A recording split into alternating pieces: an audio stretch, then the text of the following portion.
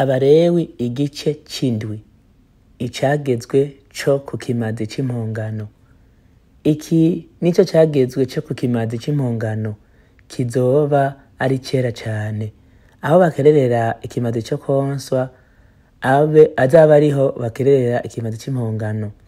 Amaraso yaco baze bayamijagire ku gicaniro impande zose, kandi batange ibinure vyaco vyose, ari vyo murizo uko wagahometsweko ibinure n'urubambanda rworosha amara n'amafyigo yompi n'ibinure bihometse kuriyo ahahereranye n'umurya n'agashami gatoya k'igitigu, bagakurane n'amafyigo umuherezi aheze avyosereze ku gicaniro, kibe ikimazi nshikaniwe gitongorwa n'umuriro. Ico nico kimazi c'impongano. Izina muhungu wese wo mu baherezi yemererwa kukiryako kize kirirwa ahantu hera ni kera cane.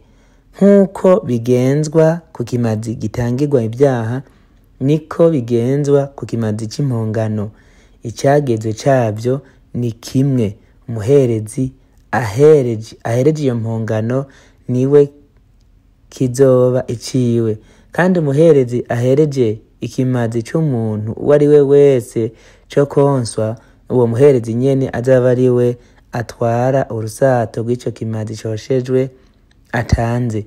Ishikanwa ryose ry'ivyakozwe mw'ifu ryokejwe mu ziko n'ibindi vyose vyakozwe mw'ifu bikaranganywe n'amavuta bo n'ivyataraguwe ku cuma gikaranga, bizoba ivy'umuherezi abihereje. Ishikanwa ryose ry'ifu azarivange. Ishikanwa ryose ry'ifu arivanze amavuta canke itavanze rizoba ishikanwa ryose ry'ifu ari ivanze amavuta canke itavanze rizoba irya bene Aroni bose barigabangabane. Icagezwe co ku kimazi c'ishimwe.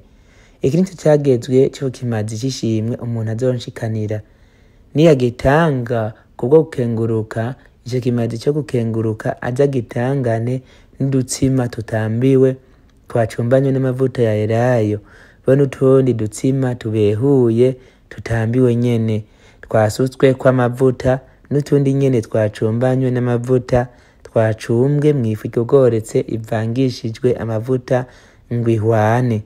Iryo shikanwa ryiwe n'ico kimazi ciwe c'ishimwe yatanze kubwo gukenguruka aza bitangane n'utundi dutsima twambiwe. Kandi kuri iryo shikanwa ryiwe ry'udutsima tw'uburyo bwose adatangeko kamwe kamwe kw'ishikanwa angereye jewe uhoraho rize ribe umuturi w'umuherezi ampije amaraso y'ico kimazi c'ishimwe. Kandi inyama z'ico kimazi ciwe c'ishimwe yatanze kubwo gukenguruka zize ziribwe ku munsi agitanzeko nyene, ntihaze hagire ico asigaza ngo zirare. Ariko ico kimazi ashikanye nicaba ico gushitsa isezerano canke ico ashikanye kuko avyigombeye, kize kiribwe ku munsi agitanzeko. Izizorara kuri ico zize ziribwe bukeye bwaho. Ariko inyama z'ico kimazi nizashika ku munsi ugira gatatu zize ziturigwe. Ariko niharamuka hagize inyama z'ico kimazi ciwe c'ishimwe ziribwa ku munsi ugira gatatu, ntikizoba kicemerwa, uwagitanze ntikizoba kikimuharugwako, kizoba kibaye ikizira. Ukiriyeko azogibwako no kugabitanya kwiwe. Nihagira inyama zikora ku kintu gihumanya ntizize ziribwe, ariko ziturigwe. Umuntu wese adahumanye niwe yemererwa kurya ku nyama z'ico kimazi. Ariko uzorya ku nyama z'ico kimazi c'ishimwe agihumanye canke kandi ari icanje, jewe uhoraho uwo muntu azacibwe mu bwoko bwabo. Kandi umuntu wese azokora ku kintu gihumanye ico arico cose, ari giherereye ku muntu canke ari gitunzwe gihumanya canke ari kindi cose c'ikizira gihumanya, agaheza akarya ku nyama z'ikimazi c'ishimwe, kandi ari icanje jewe Uhoraho, uwo muntu adacibwe mu bwoko bwabo. Ayandi mabwirizwa yo ku binure no ku maraso. Uhoraho abarira Mose ati barira Abisirayeli uti ntimuze mwigere murya ku binure ari iby'inka canke iby'intama canke iby'impene, ariko ibinure vy'iyipfiriye canke ivy'ikirangara vyoshobora gukoreshwa igikorwa kandi cyose, ariko ntimuze mubiryeko na gatoya. Nuko uzorya wese ku binure vy'ibitunzwe kandi ari vyo abantu batanga kw'ibimazi banshikanira byo gutongorwa n'umuriro, umuntu azoramuka abiriyeko adacibwe mu bwoko bwabo. Ntimuze mwigere mugeza ubuseri mu kanwa mu ngo zanyu zose, ari ubw'ibiguruka canke ubw'ibitunzwe canke ubw'ibikoko. Umuntu wese azobugeza mu kanwa ubwo ari bwo bwose, uwo muntu adacibwe mu bwoko bwabo. Ayandi mabwirizwa yo ku myanya ihabwa abaherezi. Uhoraho abarira Mose ati barira Abisirayeli utuzompa ikimazi c'ishimwe adanshikanira ishikanwa arikuye kuri ico kimazi ciwe c'ishimwe nyene, ubwiwe yizanire mu minwe yiwe ishikanwa anshikaniye cyo gutongwa n'umuriro, adazane ibinure bo n'inkoro kugira ngo iyo nkoro ibe ishikanwa rizungurijwe imbere yanje. Maze ivyo binure umuherezi azavyosereze ku gicaniro, ariko inkoro ibe umwanya wa Aroni n'abana biwe. Kandi igikenye c'ukuguru kw'iburyo muze mu gihe umuherezi kiba umwanya wiwe mugikuye ku kimazi mutanze c'ishimwe.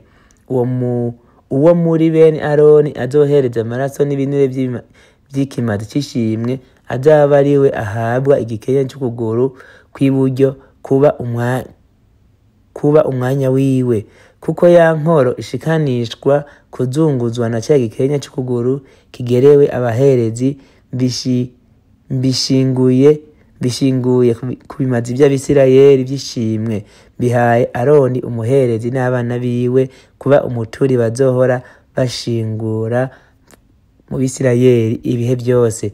Uwo ni wo mwanya wa Aroni n'abana biwe bashinguriwe ku bimazi bishikaniwe Uhoraho bigatongorwa n'umuriro, bagerewe uhereye umunsi barobanuriwe kuba abaherezi bo gukorera Uhoraho. Uhoraho yashinze yuko Abisirayeli bazohora babaha uwo mwanya uhereye ku munsi barobanuriweko. Uzoba umuturi wabo uko ibihe vy'urunganwe rwabo bizogenda bikurikirana.